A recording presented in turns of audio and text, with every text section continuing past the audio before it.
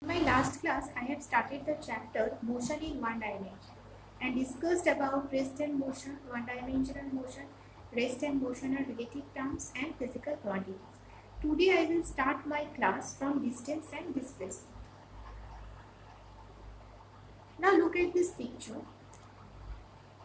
Here point A represents your house and point C represent your school, and there are two different paths you can use from your school home to school.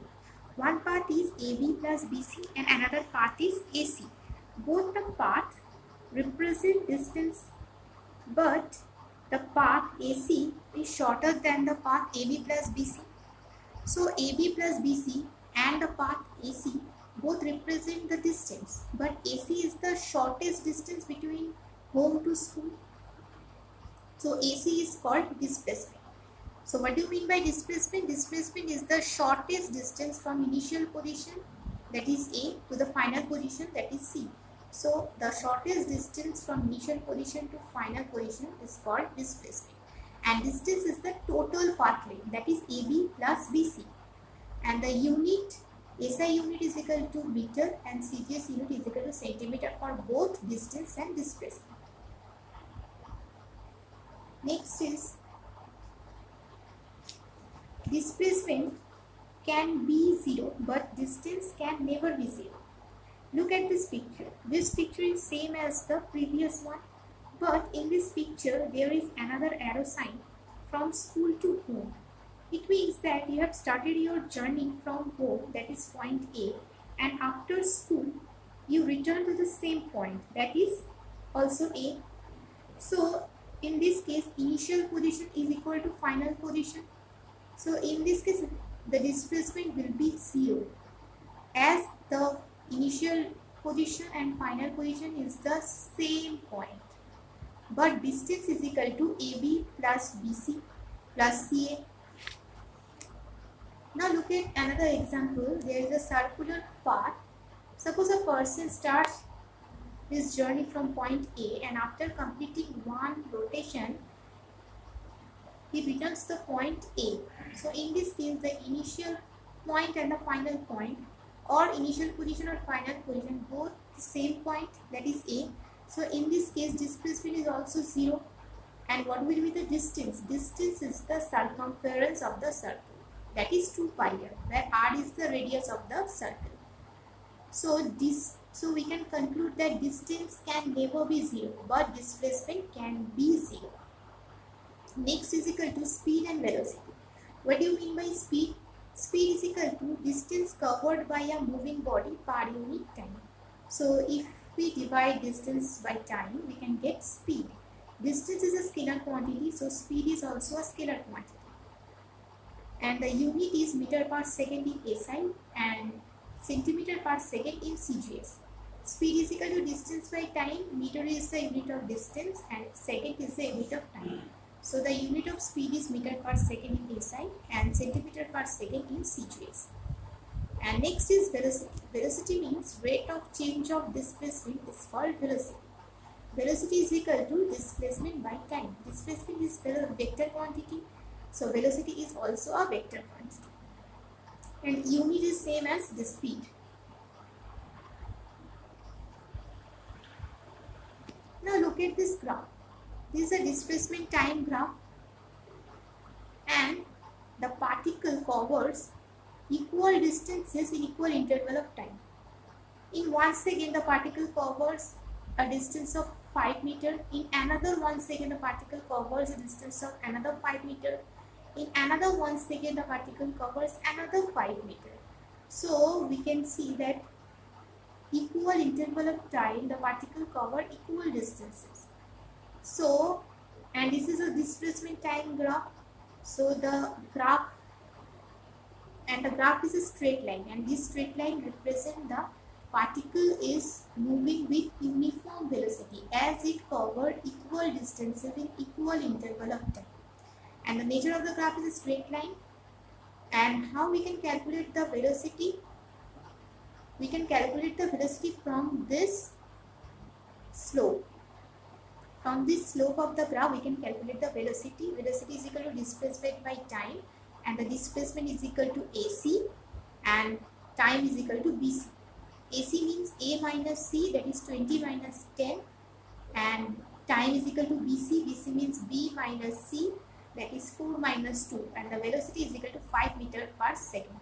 So this is the velocity of the particle, and this velocity is the uniform velocity, and the nature of the graph is a straight line. Next is,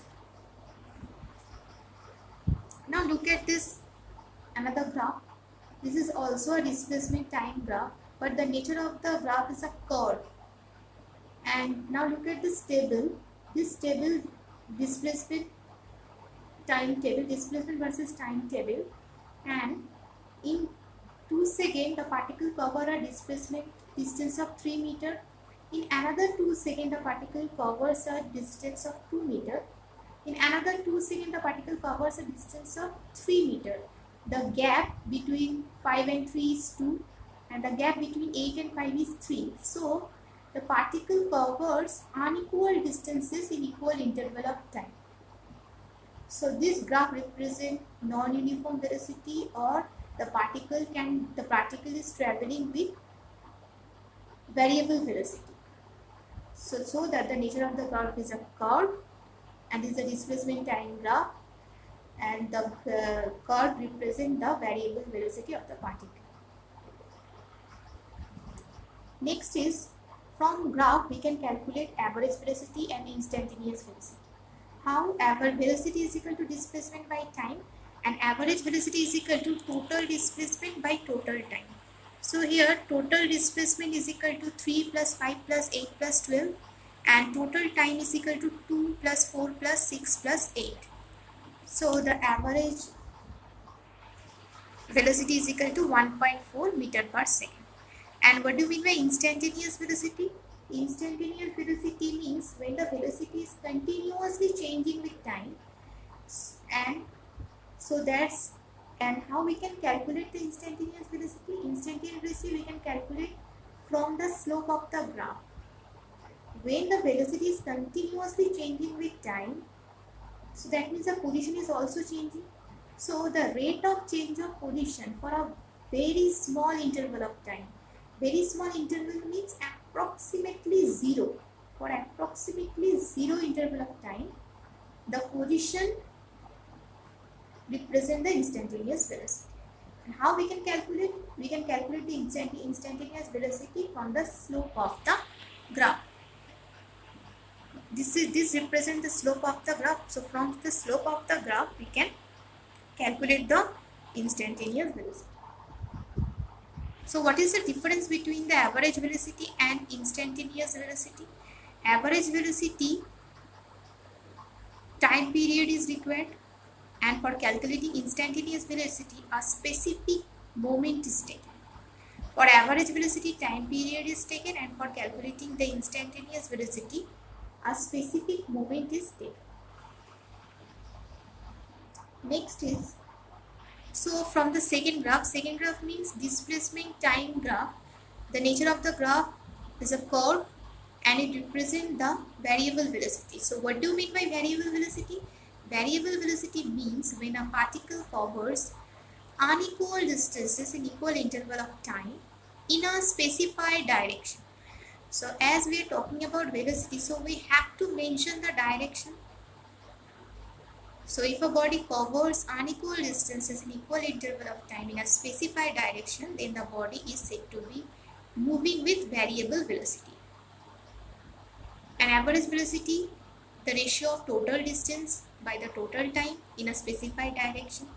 Same instantaneous velocity, when the velocity continuously changing with time, then the velocity at some particular instant during the motion is called instantaneous velocity. Particular moment, the velocity at particular moment where the time is approximately 0, the time period, the interval of time is approximately 0, and at that moment the velocity is called the instantaneous velocity. The definitions for speed, like uniform speed, non-uniform speed, average speed, the definitions are same, but mentioning of direction is not mandatory, yet speed is a scalar quantity. So Next is acceleration. Acceleration means rate of change of velocity. Rate of change. Change of velocity means either increase or decrease. So acceleration is equal to change in velocity by time. Velocity is equal to displacement by time and into 1 by time. The unit of displacement is meter and the unit of time is second. So meter by second into 1 by time means 1 by second. So the unit is meter per second square in SI system and the unit is centimeter per second square in CGS system. Acceleration means change in velocity. So increase or decrease. So if the velocity increases with time, it is called positive acceleration. Like suppose a particle is moving and you are applying force in the direction of its motion, so its velocity will increase. So this is called positive acceleration. And negative acceleration means when the velocity decreases with time. Suppose a particle is moving and you are applying force in opposite to its motion. In this case, it is called deceleration or velocity will decrease, so it is called deceleration or retardation. Next is acceleration due to gravity. When a body falls freely under the action of gravity is called acceleration due to gravity. Next is this acceleration due to gravity varies from place to place. It is maximum at the poles and minimum at the equator. And the value is equal to 9.8 meter per second square and 980 centimeter per second square in CGS system. So today I have discussed about distance and displacement. Distance is the total path length and displacement is the shortest distance. Displacement can be 0 but distance can never be 0. Next is speed and velocity. We have discussed about uniform velocity, non-uniform velocity, average velocity, instantaneous velocity. Next and the last is acceleration, the different definition of acceleration, unit, positive and negative acceleration, acceleration due to gravity. And it varies from place to place, like it is maximum at the poles and minimum at the equator. The value is 9.8 meter per second. All these things we have covered. So the unit 1 is finished, and in the next class I will discuss the numericals and graphs. So please like, share and subscribe my channel if this video is helpful for you.